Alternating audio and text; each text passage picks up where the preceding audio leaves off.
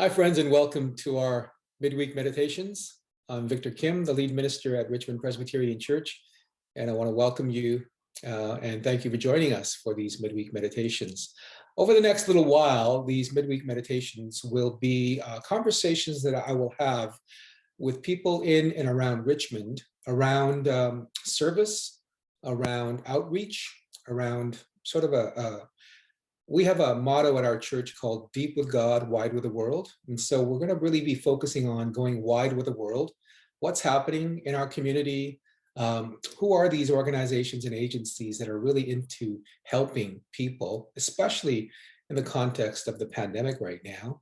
And how can we participate in supporting, helping, being involved with these organizations and these agencies? So that's what these midweek conversation meditations are going to be about for the next little while.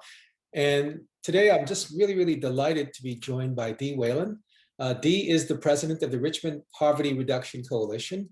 Dee and I have known each other for a little while, and we've worked on a couple of projects together, and I'm not as involved with the Richmond Poverty Reduction Coalition as I have been in the past. Just things get in the way. We got sick for a while and all that stuff. But Dee has been a constant presence on the RPRC. And it's my real pleasure to welcome you, Dee, to our midweek meditation conversation. So welcome. Well, thank you, Victor. I'm honored to be here. Thank you. Well, it's great to have you.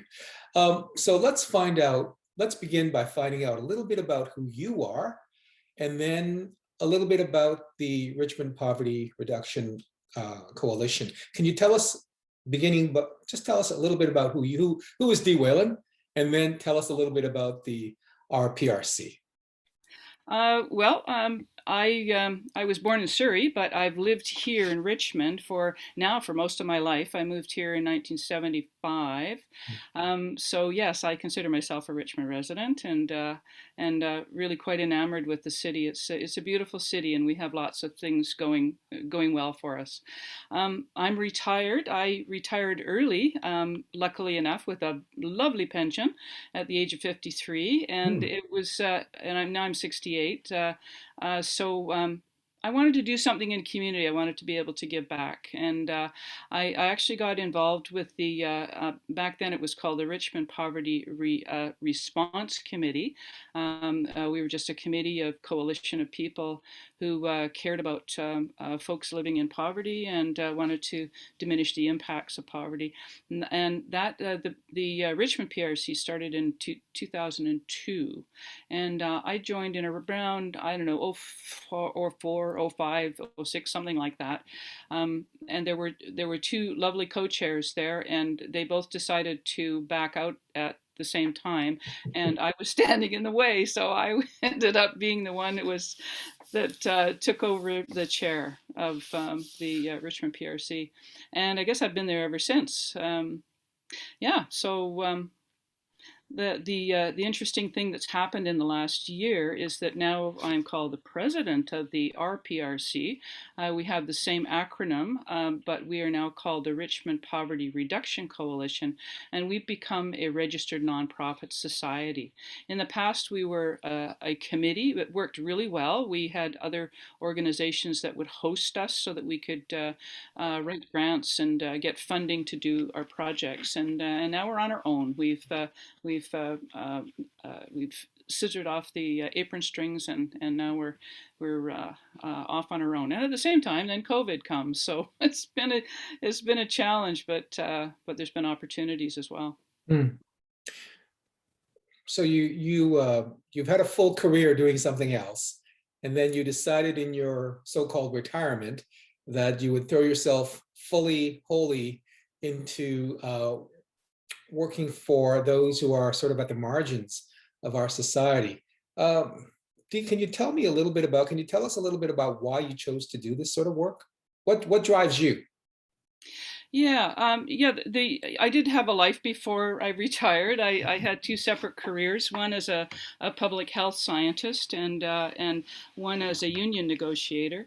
And it's funny, looking back on those two jobs, I was dealing with women's issues all the way through. I did testing for pregnant women when I was working in the lab. I worked in virology, which is very exciting right now for me. I'll bet. I'll bet. Going on here with COVID, Mhm. and then when I worked when I went to work for the union, I negotiated for childcare collective agreements and for women's rights and for pay equity and all of that, and I got involved with the Richmond Women's Resource Center towards the end of my career because I thought I wanted to get involved in something in the community.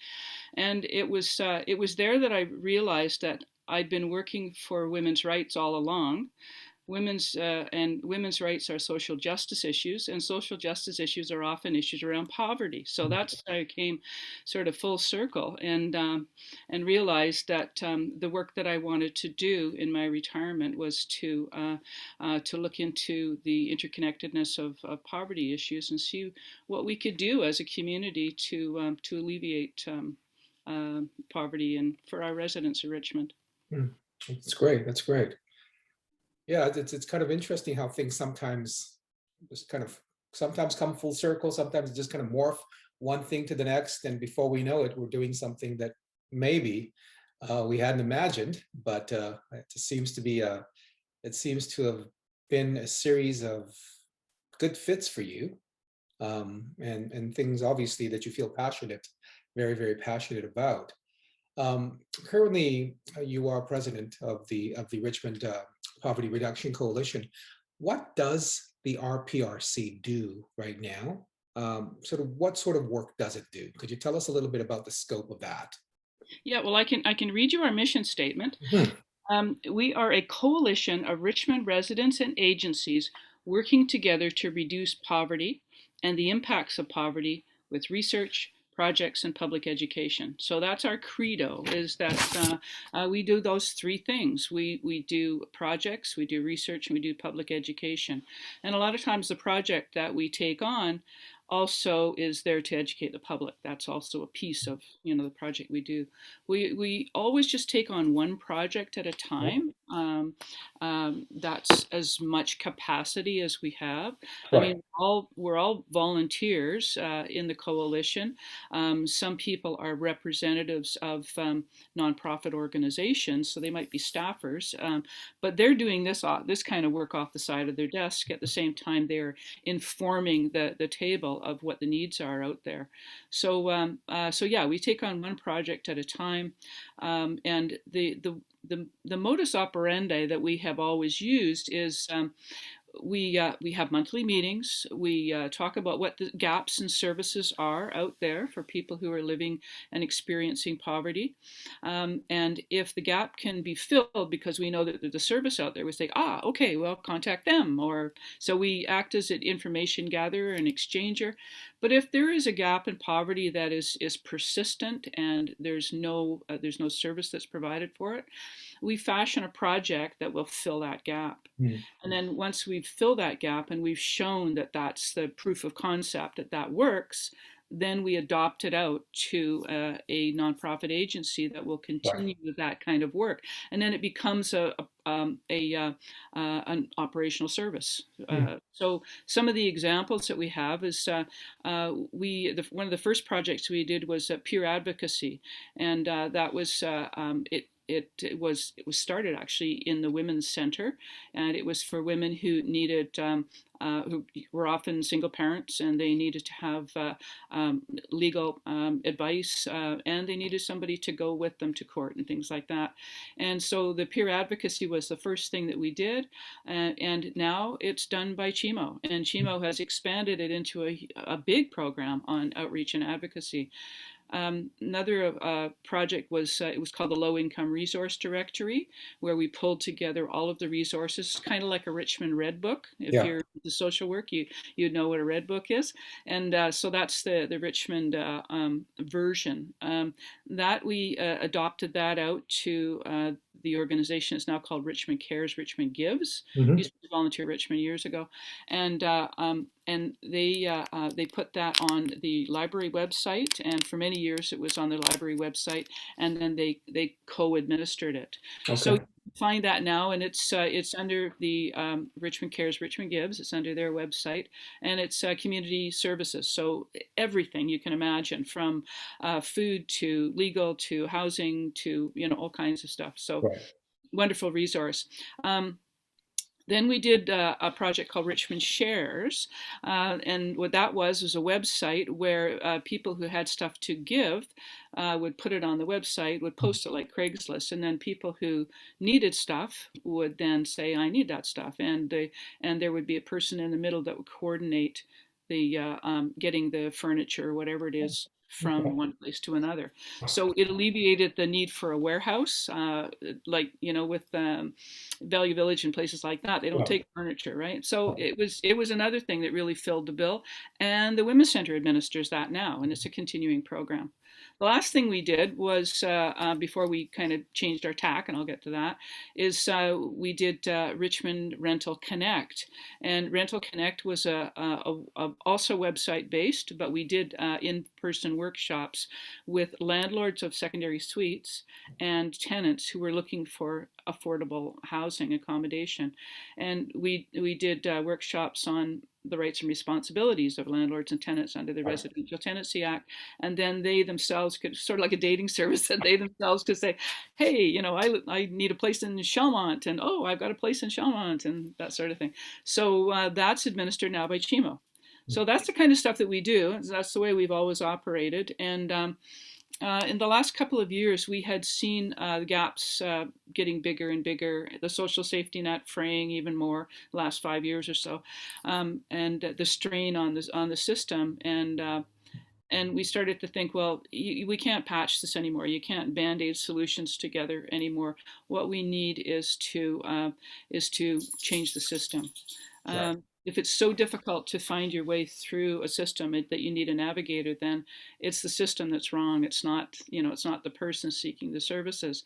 So the current project we're working on, this is the third year, probably the final year of this project, it was called the Barriers Project, and now it's called the From Dialogue to Action Project. So we enlisted, we asked people who are low income to come and tell us what the barriers to service, to being able to participate in civil society. What were the barriers that they saw, and what were the solutions that they would have for that? And at first it was like, wow, you're listening to me? Gee, like, and we, yeah, you're the experts here. It's Right. not the Right. psychologists that are the experts. It's the people who are experiencing low income that can tell us what would work and what doesn't work. That was very successful. And out of that project, a number of people said, I want to keep doing this. I want to keep finding out more things, and maybe even talking about it, speaking up. And so that has become the Dialogue Project. This group of people they're all self-identified low-income Richmond residents who want to learn self-advocacy and leadership. And so we're supporting them in learning that, so that they can tell their stories and encourage decision makers to make systemic change. Mm. So that's the sort of the technical side of the project that we're doing right now, and it's really exciting. I come from a scientific background, and I'm an analyst, and I want to think, okay, here's A, B, C, test it, done. And this is working with people who are growing and learning self-confidence and speaking up and all of that. And it takes its own route, and it takes its own time. But we've had incredible results with this project, and even had one of our members run for city council. We even led the. This is where I got to know you. We led the Rush project, the Richmond United for Supportive Housing, when Right. there was such a NIMBY, not in my backyard, there was such a reaction to putting in housing for homeless people, that we led that campaign. And a lot of the folks that are in this low income group were at the forefront, and they spoke at city council and they told their stories. So yeah, there's been some amazing results out of this project. So that's the kind of stuff that we do. And I think this has been a milestone for us, and maybe even a turning point for the RPRC, because you can write as many reports as you want. You can tell the decision makers, well, here's the stats for such and such. And it doesn't have the same effect as someone saying, Mr. Mayor, you think you got it all figured out? Well, here's my life. Yeah. This is what my life is like. So stats are important, but combined with those lived experience stories, that's what's really making change. So Yeah. yeah, It's really impactful to have those lived stories yeah. because, as you say, I mean, human beings we are probably some of the least predictable aspects of what we can take a look at. I mean, you're as a scientist, you try to predict patterns and things like this, and I bet you all these stories. Everyone's unique. Every situation is unique, but they're all, of course, they're all important, and they're all valid. And they can be transformative for people. They because they don't hit you here in the intellect. They hit Correct. you here in the heart. Yeah. And what really, was like the light bulb going on was being at a council meeting one time when someone spoke about their lived experience, and one of the counselors said, "Oh, you've just described my brother." Hmm. Like really hit her personally that this is, we're not just talking about policies here. Yeah. We're talking about real lives, and we're talking about how change can happen. So yeah, it's Yeah. amazing. This is the story. This is what we hear in terms of, like, I'm a pastor, and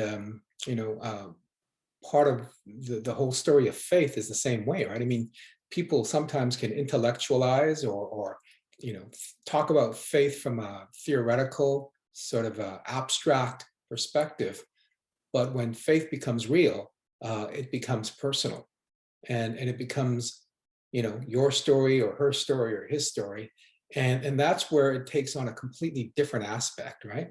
And it becomes aha, now I get it. Until that moment, it's like, I think I understand, but now I get it. And I think that's what you're describing is people hearing these stories. They move through all the intellectual, all the reporting, all of the documentation to say, it's a person, it's a life. And now I get it, because it could describe my brother, it could be describing my kid, it could be describing my parent, or someone that I know, my neighbor. So that's great.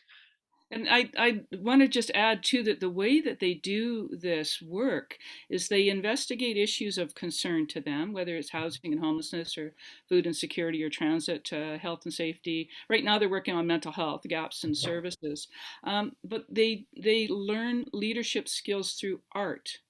Huh. So we have artists that come in and talk to us. They do mini projects. They do art installations. They tell stories. They tell their spoken word. They do poetry. They do song, and this is and getting back to faith, this is how I just have such a new appreciation. I was brought up United Church, so I have a new appreciation of the importance of song and stories, in the work that you do, because it resonates in a different place than your intellect. Yeah. Yeah, Yeah. yeah, and it really does make change.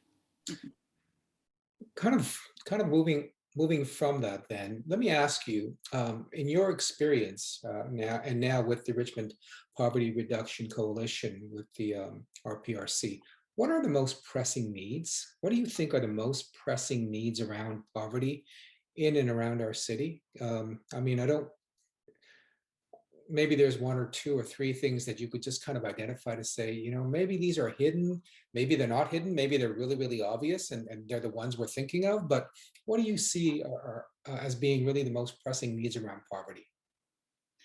Well, it's funny how this has worked out, but the RPRC also leads two tables. One is called Richmond Homeless Connect, and the other one is called Richmond Food Aid Delivery. So one is about housing and homelessness, and the other is about food insecurity. And really, those are the two top issues. Mm. We're also involved in the city of Richmond is doing a poverty reduction project, and those things are coming up again and again. It's these two tables that we've been able to focus in on those things. the Homeless Connect table, we usually just have one Homeless Connect event a year. And, we provide meals and food and flu shots and foot care and, all that kind of stuff. And of course, with COVID, we haven't been able to do that. So we're doing mini distributions instead. And we're collaborating with the food bank and with the community meals to do that. And we find that we reach the populations that we really need to, because there's a lot of people that go to community meals and have to. Yeah. Because their rent is so high, and they have to go to the food bank because they can't afford to buy food. So we're finding those people there and giving them some of the other kinds of things they need, hand sanitizer and masks and dish soap and toilet paper is like, whoa, that's gold. and these things that any little thing that we can do to help. So that's what we do with Homeless Connect, and we deal with at-risk folks, and we also have a relief fund that I help to administer, and anybody can apply for it. And they can get $200, and people are, wow, $200 goes a long way, so it's being very well used as well. And the other table is the food aid distribution, food aid delivery table. And a lot of the folks actually at both tables are from the faith community. Mhm. Community meals are done by the faith community. Right. We've got Gilmore Park and a Church on Five and St. Albans are three big community meals that take place every week. And we originally got together in order to help the homeless outreach worker who is employed by Salvation Army so that he could feed the homeless population that we have that are street entrenched, that may have been out there a long time in the bush or under a bridge or wherever, to assist him we can provide, we'll make the community meals and we'll make an extra 35 so we can feed these guys. So that table is, although we're focused in on that area, we're also starting to advocate about the fact that food insecurity is a very strong indicator that there's other poverty issues out there, that and access to food is not the problem. There's all kinds of free food that Save On or whoever is, dumping off the back of their trucks and filling up the food banks. So you can get free food, that's not the problem, but the distribution of it is a problem. And the fact that people have to stand in line to get free food, that's a problem. And, we've had food banks here now in Canada for 33 years. And it was first brought out as a emergency relief, and now it's like part of the landscape. We just expect it, and I think that gets politicians off the hook, because then they don't have to say, oh well, we worry about food because they'll deal with it. So this table has started to speak up and say, we need you to know, City Council or provincial government, what the statistics are here, what the trends are, and what this is an indicator of. And one of the things I think is most telling is that our reports are the majority of people that go to the food bank are living in private rentals. They're not living in subsidized rentals. They're living in private rentals. So that tells me that that food and housing is just so inextricably linked. If housing is too high, and if nobody is taking responsibility to provide affordable housing, then they got to go to the food bank in order to pay the rent. Yeah, something's got to give. Yeah, so those are the two big things that keep bubbling up, and I'm happy to see the direction that they're moving in, because the food table is saying we want to be out of business. We don't want to have to keep doing this. Well, absolutely. I remember being back when I was in Calgary. Our church was one of the first churches that started the In From the Cold program. Yes.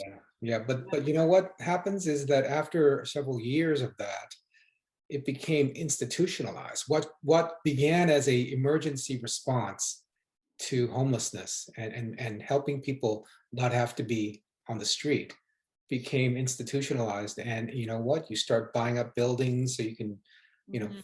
formally keep on doing this. And again, you've taken an issue that really needed a solution, and really what you're doing is now just treating the symptoms rather than looking at the cause. Absolutely, and I think as well, the In from the Cold is a winter shelter program, and it's not permanent. It's it's temporary for the winter months, and so you've got to keep finding locations, or else find funds to be able to buy something to get people in from the cold in the winter time, and even so, it's a shelter. It's not housing. Yeah. And I think some people might confuse it, like, oh yeah, just send them to the shelter. Well, the shelter is, I've worked at a shelter. It can be a scary place Yeah. sometimes, Yeah. and there is and like, get these people off the street, send them to the shelter. Well, yeah, we're dealing with some people that are saying, I'm too scared to go to the shelter. Mhm. I like, I'll couch surf if I can, if I have any friends, and if you're not drug addicted, or if you don't have mental health issues, and you're just poor, there's nowhere for people to go. Yeah. Yeah. Let me sort of bring our, thanks for sharing all of this information. It's a lot, but you know what? I think it's really important to help bring a lot of this information to light for those who aren't familiar with it. I know that there are people that are familiar with it, but for a lot who may not be, this is really important. So let me kind of end by asking, what can people do to help you, to help the RPRC? Are you looking for volunteers? Are you looking for support otherwise? What can people do to support this work? Right. So now that we're a nonprofit society, we require membership. So, before it was just come to the table and everything is good. We do have an electronic list. So we do have an email list. If you want to be on the list, you can just, ask. And I think you're going to give the information afterwards, right? Yeah, info at.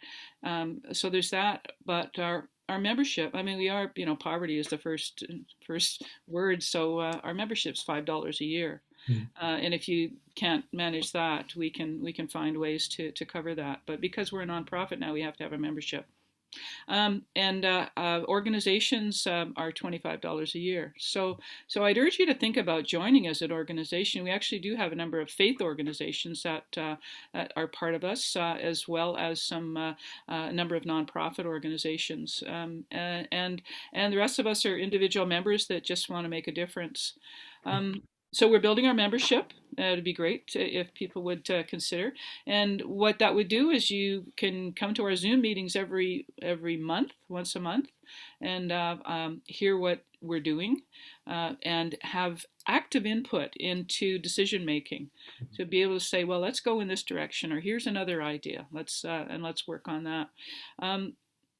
We Yeah, and by doing that work, we can focus on the things that we need to do to encourage decision makers to make the right decisions that is going to make positive change, not only for vulnerable people here in Richmond, but for everybody, to make the city better for everyone. So I love this city. Yeah. Our son moved out, and I thought, oh, gee, maybe we should move to something smaller. And no, I like it here. I like it in Richmond. I don't want to move away. Yeah, join us, and you can find out how, or inform us on how poverty issues are all interconnected, Mhm. and you can't affect one without affecting the others, and to speak out for social justice. That's why we're here.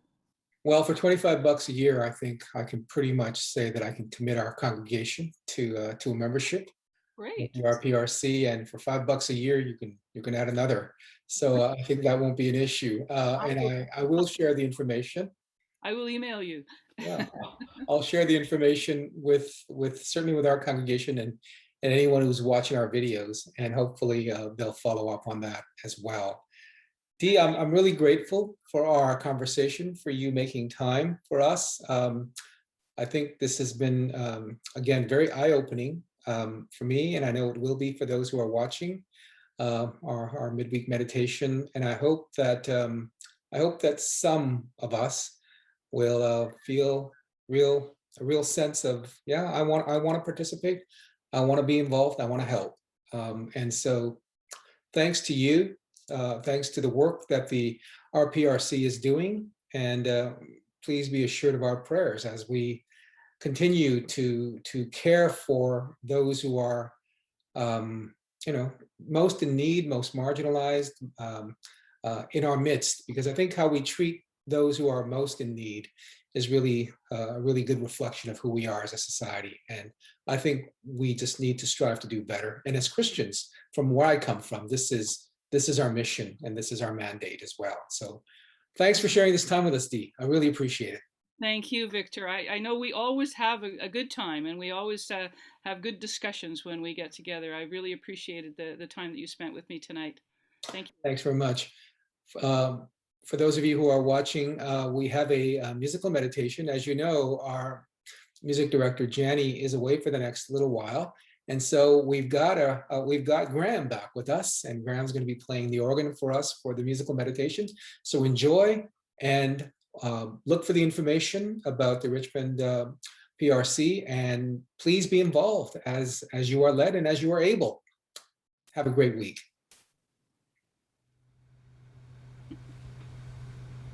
Mm-hmm.